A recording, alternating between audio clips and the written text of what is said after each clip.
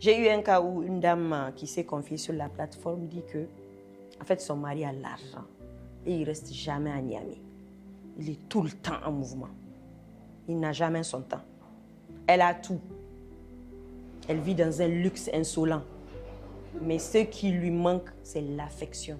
Parce que même quand son mari est là, en fait, il n'a pas le temps d'aller vers elle. Elle sait que son mari va voir ailleurs. Alors, elle dit qu'elle ne veut pas quitter ce confort-là. Alors, qu'est-ce qu'elle a? Elle a un amant. Quelqu'un qui gère cette partie. Elle a ses enfants, il y a l'argent qui coule.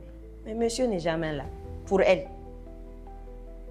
Donc, comme elle ne veut pas quitter ce luxe, elle ne veut pas quitter cette stabilité, elle a des enfants, elle va voir ailleurs. Maintenant, elle demande solution. Je dis, moi, quelle solution je vais vous donner? Puisque c'est un choix de vie que vous avez fait.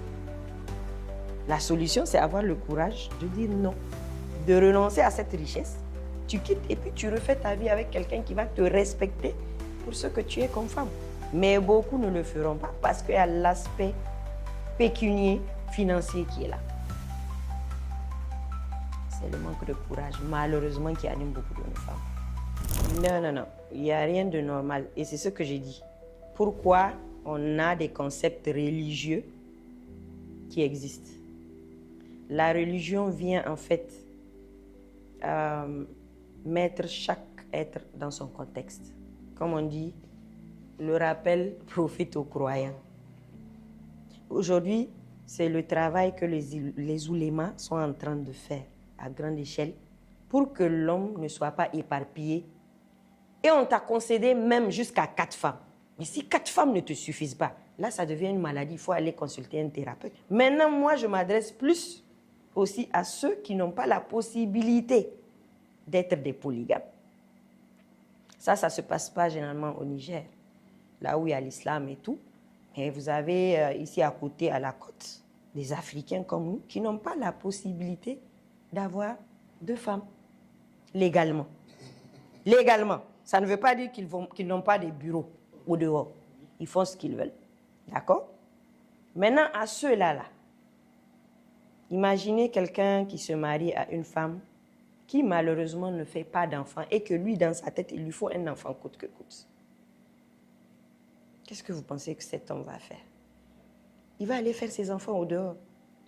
Or, c'est ça que la religion ne veut pas. C'est ça qu'elle encadre. L'idéal. L'idéal, tu te maries pour faire des enfants. Mais Dieu fait ce qu'il veut aussi. Il y a des erreurs de frappe. Souvent, c'est l'homme qui est stérile. Souvent, c'est la femme qui est stérile. Alors, quand c'est la femme qui est stérile et que l'homme est bloqué dans une monogamie, mais qu'est-ce que vous voulez qu'il fasse s'il a vraiment envie, lui, d'avoir un enfant? Ça veut dire qu'il va aller voir ailleurs, il va faire ses enfants au dehors. D'accord? Il a une femme légale sur les papiers.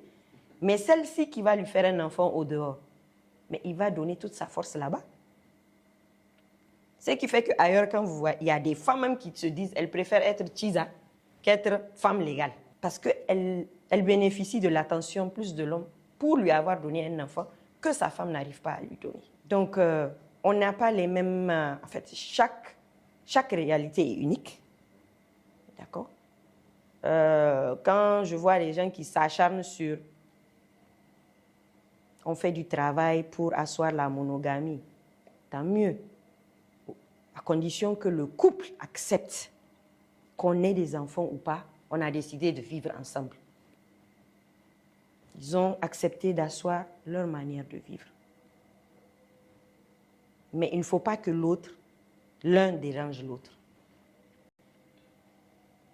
Et vous savez qu'on est en Afrique. Quand on n'a pas d'enfants aujourd'hui, je ne sais pas quand est-ce que ça va finir, si ça va finir un jour. Mais l'idée première du mariage, c'est d'avoir des enfants. C'est pour procréer. Alors, quand il y a un blocage là-bas, quand c'est l'homme qui ne peut pas le faire, la femme, par amour, elle peut rester avec un homme jusqu'à la fin. Parce qu'elle préfère ne pas faire d'enfant avec quelqu'un qu'elle n'aime pas, plutôt que, je vais dire, la stabilité mentale de la femme est faite aussi de sacrifices. Mon mari, je l'aime, je suis en équilibre avec lui, mais il ne peut pas faire d'enfant. je choisis de me sacrifier toute ma vie pour rester avec lui. Mais un homme,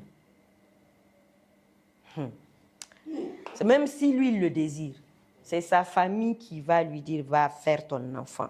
Remarie-toi, va faire enfant dehors. Nous, encore ici, la polygamie le permet. Remarie-toi, essaye de faire des enfants. Mais ailleurs, où la polygamie est strictement interdite, et tu tombes sur une femme qui ne fait pas enfant, et tu as la pression de la société, et tu as la pression de ta famille, qu'est-ce qu'on demande à cet homme de faire? Il sera déséquilibré mentalement, d'accord? Cet homme, chaque fois qu'il va voir ses collègues, ses amis avec des enfants, quelque chose va lui manquer. Et généralement, quand un homme ne peut pas faire d'enfant, on met même sa virilité en doute, alors que ça n'a rien à voir. Il y a des maladies qui font qu'on ne peut plus produire des gamètes, etc., etc. Il y a des accidents qui arrivent qui font qu'on ne peut plus procréer, d'accord? Mais tout de suite, quand un homme n'a pas d'enfant, il se sent émasculé. Sa virilité est mise en doute. Il y a un malaise qui est là, constant. Il est constamment en train de fuir les questions. Quand est-ce que vous faites enfant, madame, et toi? Je vais dire, c'est prenant.